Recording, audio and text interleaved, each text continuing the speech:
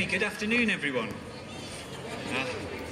My name is Michael Graham, and I'm going to take you on a journey through the Japanese traditional music, through a couple of instruments that are currently the most popular instruments in the traditional repertoire. Over the last 1,000 years, instruments have come and gone in sort of terms of popularity, but generally if you go to Japan and you hear some traditional music, you'll probably hear it played on one of three instruments. The koto, which is a zither, it's about 6 feet long, it's got 13 strings, and it has a very harp-like sound. The shamisen, which is essentially a 3-stringed fretless banjo, and the other one, which is popular, which you might see as a shakuhachi, which is a end-blown bamboo flute. I don't play wind instruments, so I'm not going to demonstrate any of that today, but I will be playing a series of pieces on both the koto and the shamisen for you to have a listen to. So I'm going to start on the koto. It's a 13-stringed instrument. It's looks really complicated, but actually, if you imagine playing a piano, whenever you play a tune, you've got lots of notes that you're not going to use. But with the koto, with 13 strings, you tune it to the notes you're going to need before you play the piece. So it's quite economical in that sense. The problem is if you want to play a different piece and it has different notes, you have to retune, but we'll get to that a bit later on. The koto came across to Japan from Korea. They play a version called the gyeogyum, and originally it started in China, where they have two versions, the guzheng and the gujing, which are still played today. And those instruments have still developed, but the koto has been in this form for around about 1,000 years. It hasn't changed much since then.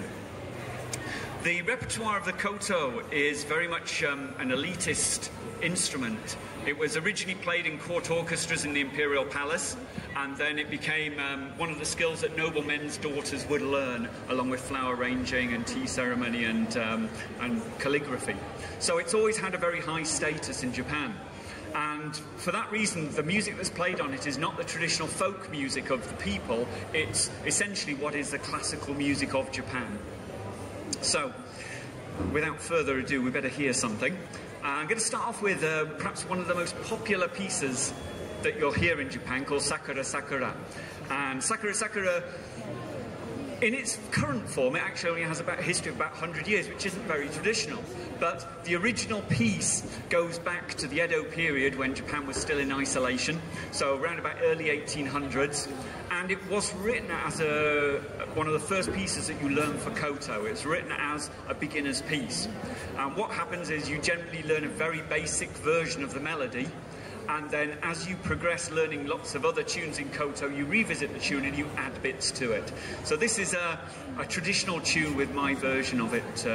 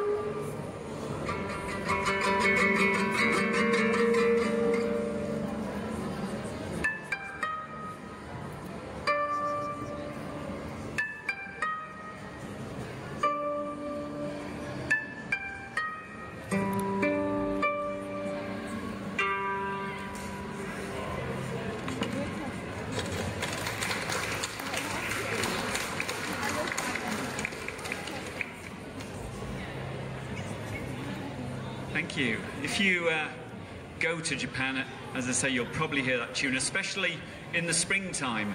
Sakura, sakura means cherry blossom or cherry tree, and you find in Japan that they've planted so many cherry trees that in spring, for around about 2 weeks in April time, the whole hillsides are covered with clouds of sort of pink cherry blossom.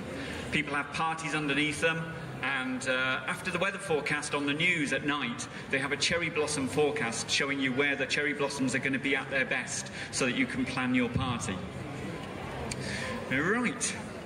So, whereas the koto is very much an instrument of the elite, the next instrument I'm going to play on is the shamisen.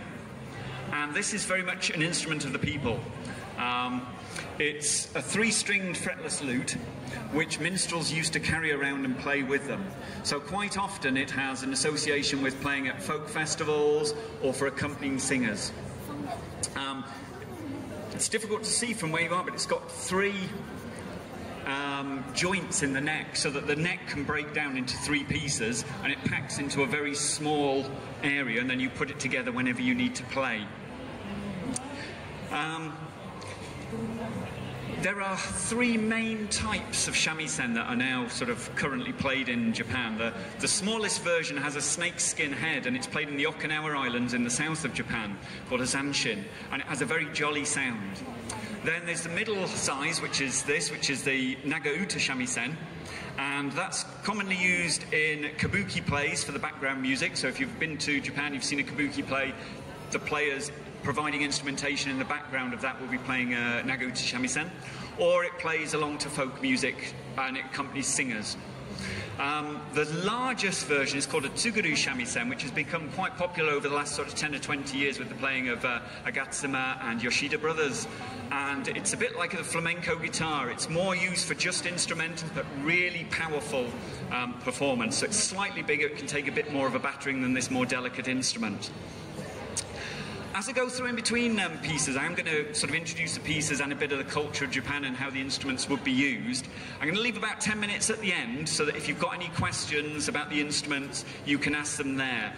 Rather than a kind of hands-up forum type way, you can just come to the front, have a look at the instruments close up, have a little go and ask any questions at that point. So please feel free. If there's anything that I don't let you know during the course of it, I'll leave 10 minutes at the end. So, I'm going to show you a bit of the range of this instrument. I'm going to play some folk tunes, but I'm going to start off with some kabuki music. Now, nagauta, which is the name of this style of shamisen, means long song. And the long songs that accompany kabuki plays are about 20, 30, 40 minutes long. So they are really long songs. When I first went to Japan and I started learning this instrument, I started learning the nagauta songs, and it was just impossible. Basically, they have sort of play for 40 minutes with very little repetition. And when you hear them in context, you can kind of understand why. What happens is the actors are performing the kabuki play, saying their lines of dialogue, and the shamisen will be in the background just punctuating the dialogue, almost as if, you know, if one of the characters kind of has a sideways glance, you'll hear a kind of like strange sound on the shamisen. If they're thinking, you might hear. So it will be providing some kind of sound effect to their performance. And then what happens is the actors will stop and they'll either have a dance section or a fight scene, and there'll be about 30 seconds where the shamisen player will try and cram in a solo to show off their skills before it's back to the sort of random sounds just behind the dialogue. So because 30 seconds is rather dull, and because we don't have 40 minutes to play through, what we're going to do is put together about 3 or 4 different 30-second segments from a song together, so you can kind of hear what the solos will sound like for the player. So,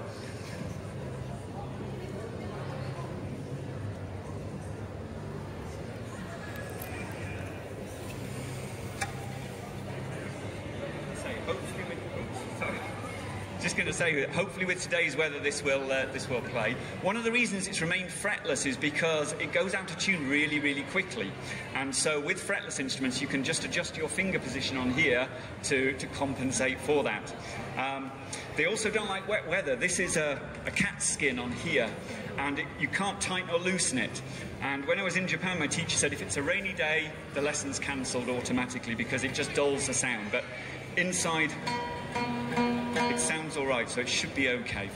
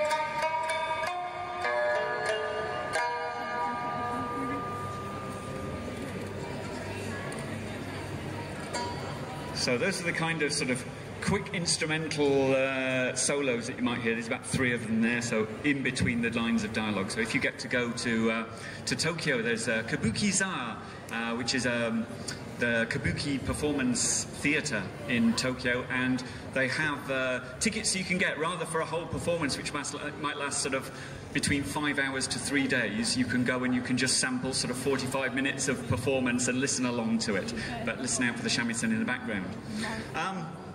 Each instrument has its own individual way of playing it. So you probably saw for the koto I have to put sort of 3 finger picks on my right hand to pluck the strings with. And with the shamisen, it has this kind of ice scraper type thing with oversized plectrum to play the strings. And essentially what I'm doing with that is just rotating my wrist and hitting with this bottom corner onto the strings. So, one place you'll see the Nagauta shamisen is a kabuki performance. The other is at local festivals and accompaniment to short songs. Unfortunately, short songs are quite short compared to the long songs, 2 or 3 minutes, and they do have repeated patterns. So kind of after I'd had a go at trying to learn these complicated Nagauta, I switched to the folk music. So I'm going to put 2 traditional songs together. First one is called Kojo no Tsuki, and Kojo no Tsuki means ruined castle by moonlight. So as you're listening to it, it's a very slow-paced tune. Hopefully you'll get that image of a sort of twilight with a ruined castle, perhaps clouds going across the moon. Very simple, basic melody. It's not actually that old, unfortunately. It was composed around about 1912. Japan had opened up to the West in about 1868. And from that time, they decided to sort of wash away a lot of their feudal past, unfortunately. And during that time, a lot of composers were sent to Europe to learn classical Western music and bring back the ideas. And then around about sort of the early 1900s, there was a push against that. You know, oh, we got to preserve some of our traditional culture. We're losing so much of it. So this kind of has a foot in both camps in that it is a young composer who trained in the West but then has brought it back to try and create a sort of song in a Japanese style. And then I'll go in from that to a song called Soranbushi, which is a fisherman's work song from Hokkaido. And Hokkaido is the northern island up in the top of Japan where temperatures in the wintertime reach sort of -40 if you're very unlucky. And the fisherman's working song, like a lot of sort of British folk music, it has a rhythm to it to help people whilst they're maybe drawing in the nets or rowing the boats. So again, with both these pieces, if you have a listen to them, hopefully you'll get a ruined castle by moonlight in your head in the first part, and then as it goes into a rhythmic pattern, you'll get the idea of some fishermen toiling away.